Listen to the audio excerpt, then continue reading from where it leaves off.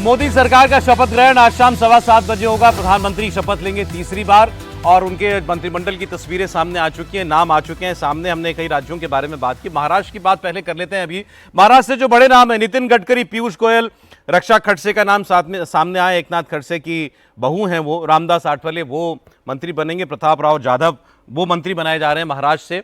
एक ही चीज है कि अजीत पवार फैक्शन से कोई अभी तक नाम सामने नहीं आया। समीर जी, खबर आ रही है कि नाराज है देवेंद्र फडणवीस अभी उनसे मिलने गए थे घर पर। छगन भुजबड़, प्रफुल्ल पटेल और सुनील तटकरे जो रायगढ़ के सांसद बने, वो दिल्ली में उनके घर पर भी मीटिंग हुई है। प्रफुल्ल पटेल के घर पे देवेंद्र फडणवीस गए। अजीत पवार ने बात की है। खबर ये है कि उन्होंने अभी देवेंद्र फडणवीस से बात की और अमित शाह से बात करने वाले। वो चाहते थे कि एक मंत्री उनका बनाया जाए, मतलब सुनील तटकरे या प्रफुल्ल पटेल में से। सुनील तटकरे की ज़्यादा संभावना थी बनने की, लेकिन अभी शामिल नहीं किया गया है। हो सकता है उन्हें महाराष्ट्र की राजनीति में कहीं एडजस्ट किया जाएगा, अजीत पवार गुट को ज़्यादा स्थान दिया जाएगा या अगले एक्सपांशन में जगह दी जाएगी। फिलहाल यह है कि एनसीपी अजीत पवार को जगह नहीं मिल रही है। तो ये मान लिया गया कि आपको जो महाराष्ट्र मिला है बहुत है। हाँ, वो मिल गया और वहां आपको कुछ एडजस्ट कर लिया जाएगा। एक जीत क्या है वैसे भी उनके? हाँ, सुनील तटकरे जीत किया और एक राज्यसभा प्रफुल्ल पटेल राज्यसभा में आए हुए हैं। हालांकि बिल्कुल स्पेक्युलेटिव बात कह रहा हूं, जिसकी मुझे एक्चुअली जानकारी नहीं है, लेकिन ऐसे ही अगर आपको शरद पवार के साथ कुछ पॉसिबिलिटीज खुली रखनी है सरकार को, तो अजीत पवार को कुछ नहीं देंगे। नहीं, शरद पवार तो आ ही नहीं सकते। मैं आपसे सहमत हूँ। But it's complete speculation. Sharad I have no inside knowledge. But logically, I also have no inside information. नहीं, शरद पवार का तो But you मर्ज can होने वाला है always कांग्रेस के साथ। speculate along those lines. नहीं, लेकिन ये बात करने के लिए अच्छा है। मतलब कि आप शरद पवार के साथ एक लाइन Because ओपन रखने के लिए शरद आपने पवार- निर्देश दे दिया। कभी नहीं, शरद पवार अपना सर, वोट बैंक संभव नहीं देंगे। है। हम लोग शरद पवार को हमेशा बहुत ओवर एस्टिमेट करके करते हैं। फिर मैं कह रहा हूँ, शरद पवार की पूरी राजनीति इसी तरह के स्पेकुलेशन पर चलती रही। शरद पवार आज की तारीख में भारतीय जनता पार्टी को क्या लेने या देने की स्थिति में है? शरद पवार कभी भारतीय जनता पार्टी के साथ अरे आप बताइए, इनके पास एक है, बात इनके कर पास रहे हैं सांसद है। कभी साथ आकर मदद नहीं कर सकते। कोई रिकॉर्ड हो बता आज दीजिए। की तारीख में शरद पवार ने पूरे महाराष्ट्र का जो रियल गेम चेंजर है, जिसने पूरी पीछे से राजनीति तय इसी की कारण है, नहीं आएंगे ना सर वो वो। सब शरद पवार हमेशा जब तक रहेंगे एसेट रहेंगे सर, आप- किसी भी पॉलिटिकल अच्छा, सोच और ये- क्लास इसका कारण ये क्या है मैं आपको समीर बताऊं जी- ना आने का। उनके महाराष्ट्र की राजनीति में जो वोट बैंक है वो भारतीय जनता पार्टी का वोट बैंक नहीं है सर। अगर वो भारतीय जनता पार्टी के साथ आएंगे तो उनका पूरा वोट बैंक कांग्रेस के खत्म पास हो आ जाएगा। जाएगा। वो कभी नहीं आ सकते भारतीय जनता पार्टी के साथ। उनको महाराष्ट्र की राजनीति करना है। ये बड़ी खूबसूरत बात है कि इन्होंने कहा एक नितांत स्पेकुलेटिव स्टोरी बता रहा हूं। मैंने कोई जानकारी नहीं, नहीं स्टोरी शब्द आप ऐड कर रहे हो। सॉरी, मतलब मैंने कहा मैं एक स्पेकुलेटिव बात कर रहा हूं। चलो बात इसकी कर मुझे रहा हूं। जानकारी। चलो आपने और उस पर हम लोग इतना बात करने लगे। अरे भैया, शरद पवार कभी बीजेपी क्यों लाइन खोलेगी उसके साथ?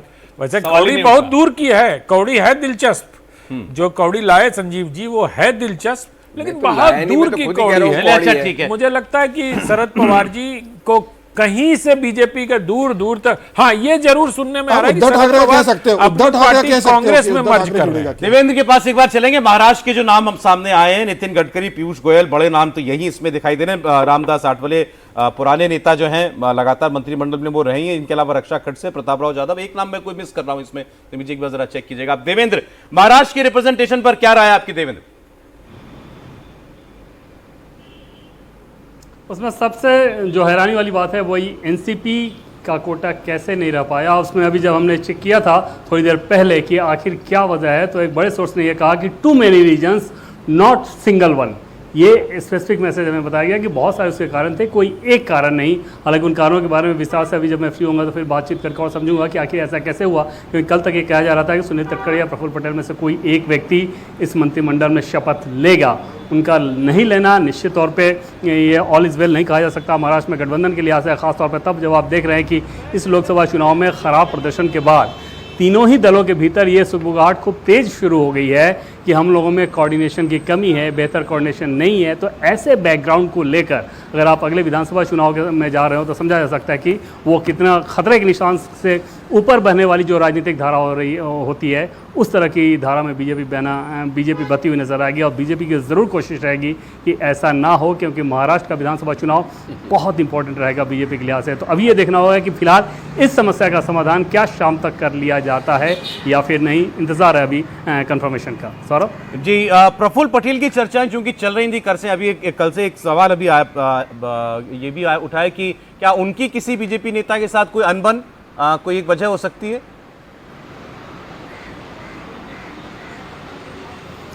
नहीं, आमतौर पे ऐसा होता नहीं है। अनबन तो वो सारी चीज़ें चलती ही रहती है राजनीति में, लेकिन अगर केंद्रीय मंत्रिमंडल में जगह मिलना है और नहीं मिलना वो तभी हो सकता है जब देश के प्रधानमंत्री नरेंद्र मोदी, गृह मंत्री अमित शाह उस लेवल पर कोई समस्या हो, और उस लेवल पर कोई समस्या नहीं है, तो उस लिहाज से वो एक वजह नहीं हो सकती। दूसरा, अगर प्रफुल्ल पटेल को नहीं लेना है तो सुनील तटकरे थे या कोई और रिप्रेजेंटेशन मिल सकता है। जैसा कि पहले मैंने आपको बताया कि जो चीज़ एक बड़े सोर्स ने कही है, बहुत बड़े सोर्स हैं वो, उनका सिर्फ ये कहना था कि not a single reason, too many regions.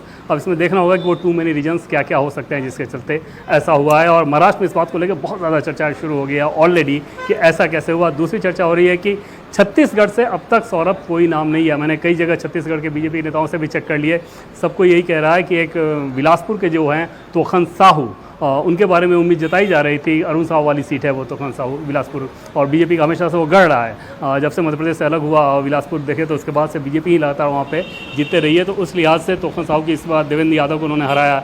माना यह जा रहा था कि शायद उन्हें जगह मिल जाएगी, या बृजमोहन अग्रवाल को लेकर उनकी चर्चा थी, लेकिन अभी तक वो नाम सामने नहीं आया है। और देखना होगा कि क्या शाम तक यही तस्वीर रहती है या फिर छत्तीसगढ़ का कोई रिप्रेजेंटेशन मिलता है। अगर छत्तीसगढ़ का एक भी प्रतिनिधि नहीं रहा केंद्र सरकार में तो थोड़ी हैरानी ज़रूर होगी। सौरभ, अच्छा ठीक है, मैं कह सकता हूँ कि देखिए, जो जैसे कह रहे हैं not one reason but many reasons, उसी तरह से हम किसी एक फैक्टर को नहीं कह सकते क्यों बीजेपी की सीट्स कम आई हैं, बट उसमें से एक फैक्टर ज़रूर ये था कि आप करप्ट नेताओं को अगर पार्टी में लेते हैं तो उसको एक कॉम्प्रोमाइज़ की तरह देखा जाता है मोदी जी के जो एंटी करप्शन स्टैंड से। तो अगर आपने अजीत पवार के साथ आए, अजीत पवार तो निपट ही गए, अब आप प्रफुल्ल पटेल जो अजीत पवार के मुकाबले का दागी नेता रहे हैं, इतने एलिगेशंस, इतने चार्जेस कि वो आए उस डील के तहत, तो फिर उनको भी ले लेते। अब तो एक्चुअली प्रफुल्ल पटेल को नहीं लेना तो मैं बीजेपी की समझदारी मानता हूं कि ये बात एक हम लोगों ने सही कल की भी डिसीजन थी। है। जी, ओके, कि प्रफुल्ल पटेल को लेना तो मतलब एक नया मोर्चा खोल बिल्कुल, देना हाँ, होगा। मतलब आप ये मैं अपनी एक कल vulnerability ये expose सवाल करते ये आने से पहले हमने उठाया था। मतलब कल हमने ये कहा था कि अगर प्रफुल्ल पटेल मंत्रिमंडल का हिस्सा होंगे तो ये सरकार की साख सॉरी पर मैंने सवाल कल होगा। का सुना नहीं ये था। सरकार पर अच्छी सवाल बात था। लेकिन नहीं कि अभी इसमें नहीं दिखाई दे रहे हो। सौरभ जी, महाराष्ट्र को लेकर हम लोग जब स्पेकुलेटिव स्टोरीज की बात कर रहे हैं, और मैं स्टोरी ही कह रहा हूं क्योंकि मुझे भी नहीं पता है कि कुछ है या नहीं है, सच ये है कि भारतीय जनता पार्टी की उद्धव ठाकरे से बात हो रही है। जो देवेंद्र कह रहे हैं कि not one too many reasons, उसमें से एक रीजन ये भी हो सकता है।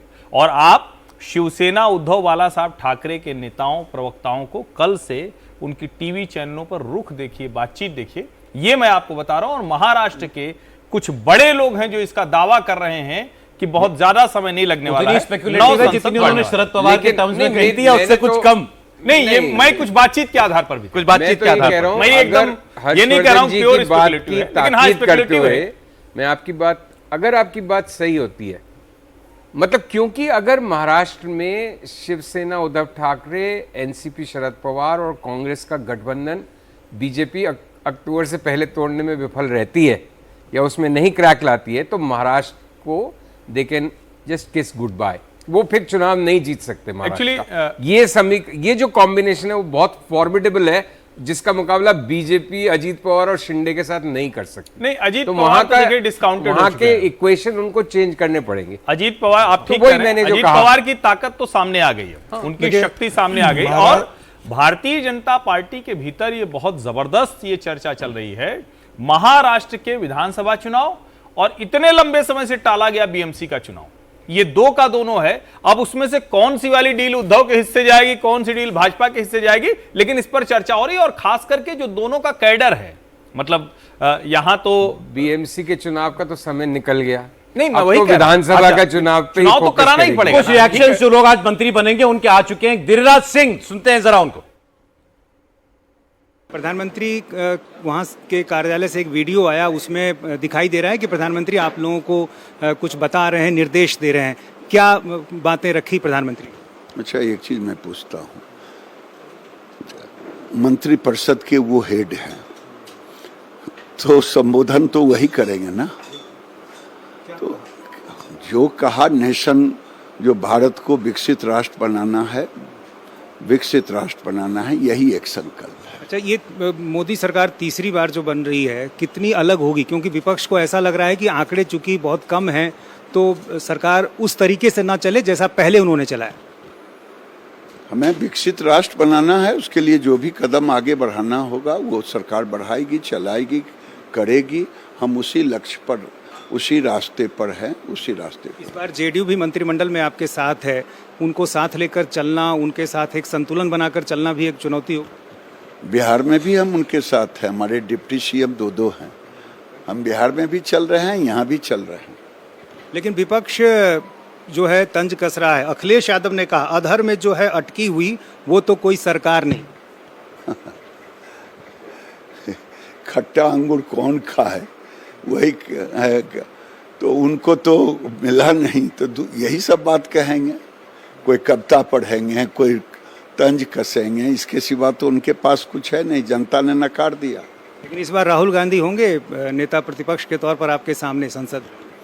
क्या होंगे, 10 साल में 99 पर अटक गए, बड़ी मुश्किल से उनको विपक्ष का दर्जा मिला है, होंगे तो क्या होंगे। और ऐसे ही एक पुराना नाम जो इस मंत्रिमंडल में आपको दिखाई देगा, राजस्थान से गजेंद्र सिंह शेखावत, उनको भी सुनते हैं। सर बहुत बधाई है सर आपको। धन्यवाद, सबका बहुत सारा धन्यवाद, अभिनंदन। सर दूसरी बार कैबिनेट का हिस्सा हो रहे हैं आप। तीसरी बार सर, तीसरी बार हो गया ना? कैबिनेट में। थैंक यू, धन्यवाद। सम्माननीय प्रधानमंत्री जी ने भी लगातार तीसरी बार मुझे अपनी टीम में शामिल करके देश की सेवा का सौभाग्यपूर्ण अवसर दिया है। मैं सिर्फ इस अवसर पर इतना कह सकता हूं कि जो संकल्प देश को विकसित बनाने का सम्माननीय प्रधानमंत्री जी ने लिया है और जिन वादों को लेकर के हम चुनाव के मैदान में गए थे, हमारा अपना घोषणा पत्र जिसको हम लेकर के गए थे, हम निश्चित रूप से उन सब वादों को पूरा करने, देश की अपेक्षाओं और आकांक्षाओं पर खरा उतरने के लिए हम सब टीम की तरह काम करेंगे, प्रधानमंत्री जी के नेतृत्व में काम करेंगे। और पंजाब से एक नाम जिसने सबको चौंकाया, रवनीत सिंह बिट्टू भी हाल ही से कांग्रेस में आए, चुनाव हार भी गए अपना, लेकिन फिर भी इस मंत्रिमंडल में उनको जगह दी गई है। उनकी बात भी सुन लेते हैं। सर क्या फोन आया था और किस तरह से चीजें एकदम बदल गई?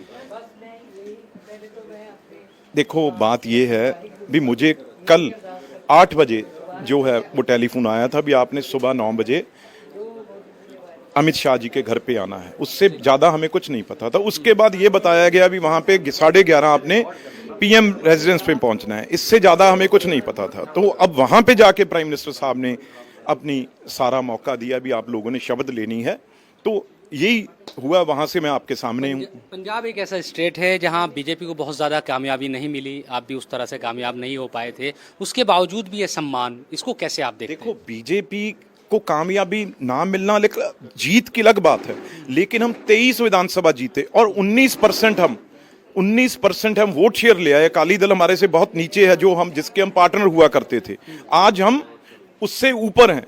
तो 27 की जो तैयारी है वो दिशा में पंजाब चल पड़ा है। और एक बात ये जो आपने पूछा है भी, ये बड़ी बात है मोदी साहब की, नड्डा साहब की, अमित शाह जी की, जो एमपी ना होते भी पंजाब में, फिर भी उन्होंने पंजाब को प्रायोरिटी दी, पंजाब को मिनिस्ट्री दी, क्योंकि वो पंजाब से और पंजाब के लोगों को प्यार करते हैं। पीएम मोदी ने क्या कहा आपसे जब आज मुलाकात हुई, क्या चीजें रही? नहीं, सिर्फ वही भाई, अब पंजाब में आपने घूमना है, पंजाबियों को किस तरीके से खुश करना है, किस तरीके से उनकी खुशी बहाल करनी है। रवनीत बिट्टू के नाम पर चर्चा जरूर करनी चाहिए। क्या सोच दिखाई देती है रवनीत बिट्टू को मंत्रिमंडल में लेने के पीछे? इसमें 2-3 कारण है सर, मुझे लगता है। एक तो बेन सिंह के बेटे हैं, मुख्यमंत्री रहे पंजाब के, उनके पोते हैं, उनके बेटे के बेटे हैं, तो एक बड़ा चेहरा है, युवा है, कांग्रेस में रहे और 2 अलग अलग लोकसभा से वो सांसद रहे। पंजाब का जब ये कांग्रेस से सांसद हुआ करते थे, युवा मोर्चा की जब इन्होंने जिम्मेदारी निभाई तो पूरा पंजाब इन्होंने घुमा था अपनी जीप से, पूरे पंजाब का एक चक्कर लगाया था कांग्रेस के संगठन को मजबूत करने के लिए। पूरे राज्य में इनकी अच्छी पकड़ है और भारतीय जनता पार्टी के पास कोई नेता नहीं। भारतीय जनता पार्टी ने भी जिन्हें प्रदेश अध्यक्ष बनाया हुआ है वो भी कांग्रेस से आए हुए हैं, तो भारतीय जनता पार्टी का संगठन कभी रहा नहीं, क्योंकि वो अकाली दल के साथ समर्थन से लड़ते रहे, 3 सीटों पर लड़ते रहे, कभी भारतीय जनता पार्टी को अपने पैर मजबूत करने का मौका नहीं मिला। अब भारतीय जनता पार्टी को लग रहा है कि अब अकाली से हम अलग लड़ रहे हैं, पहली बार 13 सीटों पर चुनाव लड़े, ठीक है कोई सीट जीती नहीं, लेकिन जो वोट परसेंटेज है वो भारतीय जनता पार्टी का बहुत बेहतर हुआ, अकाली से बड़ी पार्टी बनी है, तो भविष्य का नेता मुझे लग रहा है भारतीय जनता बेन सिंह का नाम लेने से क्योंकि बात स्पष्ट नहीं हुई, इसलिए मैं उसको हिलाया, क्योंकि बेन सिंह शहीद हुए थे, आतंकवादियों की गोली से मरे थे एज चीफ मिनिस्टर, तो उसके पोते को आप प्रमुखता दे रहे हैं, तो ये बीजेपी के ओवरऑल राष्ट्रवाद के नैरेटिव को मजबूत करता है और उसका एक अच्छी मैसेजिंग होती है। इसमें एक जरूरी बात मैं ये जोड़ूं। और कांग्रेस के नैरेटिव को खराब करती है। जब कृषि कानून विरोधी आंदोलन चल रहे थे तो रवनीत सिंह बिट्टू पहले व्यक्ति थे जो कांग्रेस सांसद होने के बावजूद उन्होंने कहा कि ये खालिस्तानियों का आंदोलन, बिल्कुल इसमें खालिस्तानी घुसे हैं। सिंघू बॉर्डर पर जब वो गए तो बाकायदा रवनीत सिंह बिट्टू के साथ खालिस्तानी जो एलिमेंट थे उन्होंने बदसलूकी करने की कोशिश की। भाजपा सरकार का विरोध करते हुए भी रवनीत बिट्टू कहते रहे कि कनाडा से जो फाइनेंशियल लिंक है उनकी जांच कराइए, जहां से पैसा आ रहा है, कौन लोग हैं पंजाब में, इस किसान आंदोलन के पीछे कौन लोग हैं। और मुझे लगता है कि वो सबसे महत्वपूर्ण है और रवनीत बिट्टू उन लोगों से लड़ रहे हैं लगातार। और मैं शुरू से मान रहा था कि रवनीत बिट्टू और तरनजीत संधू ये दोनों वो 6 चेहरे हैं जो भारतीय जनता पार्टी की पंजाब की राजनीति को आगे बढ़ा सकते हैं। लेकिन एक जरूरी टिप्पणी में कर दूं, देखिए लोकतंत्र कितना सुंदर हो गया है। 2014, 2019 और 2024 हम लोग यही बात कर रहे हैं कि प्रधानमंत्री तय कर रहा है मंत्री कौन होगा। 4 से 14 में ये था क्या? 2004 और 9 में कौन तय करता था? और अनकॉन्स्टिट्यूशनल बॉडी की चेयरमैन सोनिया गांधी जी तय करती थी कौन मंत्री होगा, कौन नहीं होगा, किसको कौन सा पोर्टफोलियो देंगे, फाइल कौन सी जाएगी। लोकतंत्र में हैं हम। यही लोकतंत्र जवाबदेह हो सकता है क्योंकि आप जिसको चुन रहे हैं, जो कर रहा है, उसी से आप सवाल जवाब कर सकते हैं। वैसे ये अच्छी बात। इस टिप्पणी का बड़ा स्पष्ट उत्तर है, prime minister Modi real sense में पॉपुलर चॉइस है और लीडर है, और वहां पे रियल पॉपुलर चॉइस और लीडर जो भी कहिए आप, वो प्राइम मिनिस्टर नहीं बनी लेकिन गांधी परिवार था। हाँ, तो मतलब इसी आर्गुमेंट को आप दोनों तरह से देख सकते हैं। देश को तो ये जैसे जानना आपने चाहिए कहा और जैसे मैं कह रहा हूं। संजीव जी, फर्क उसमें इतना है कि प्राइम मिनिस्टर को कहा जाता है कि वो पूरे जहाज का कैप्टन है पार्लियामेंट्री डेमोक्रेसी में, वही चला रहा है। एक ताकत ऐसी है जो बाहर से है, कहा जाता था राष्ट्रीय स्वयंसेवक संघ चला रहा है, आपको वो भी नहीं दिख रहा होगा।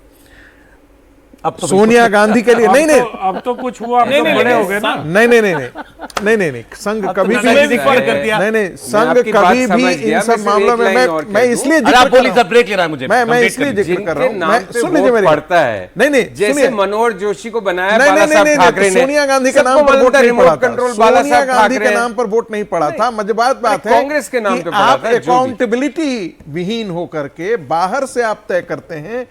फाइल आपके यहां जाती है, प्रधानमंत्री के पास फाइल बाद में जाती है, और आपका बेटा जो है वो कैबिनेट के नोट को फाड़ देता है और फिर भी कोई अच्छी बात नहीं करता। अच्छी बात नहीं करता। पत्रकार ब्रेक के लिए रुकना पड़ेगा हमें। वो जो उसकी एरोगेंस थी, वो राहुल गांधी की जो एरोगेंस थी, उसकी उसने 10 साल कीमत चुकाई है ना। मैं एक बात कह रहा हूं, अगर जो व्यक्ति प्रधानमंत्री को नामित करेगा उससे क्या अपेक्षा कर सकते हैं आप? प्रधानमंत्री नरेंद्र मोदी को सांसदों ने चुना, वहां प्रधानमंत्री मनमोहन सिंह को सोनिया जी ने चुना। वही तो सोनिया स्थिति जी की थी, चलेगी वो क्या? तो वैसी ही स्थिति थी जैसे अकबर के बैरम खां जो है वो पालन पोषण करते रहे। अकबर जब बड़ा हो जाएगा, युवराज से बड़ा हो जाएगा, तब इसको पद सत्ता दी जाएगी।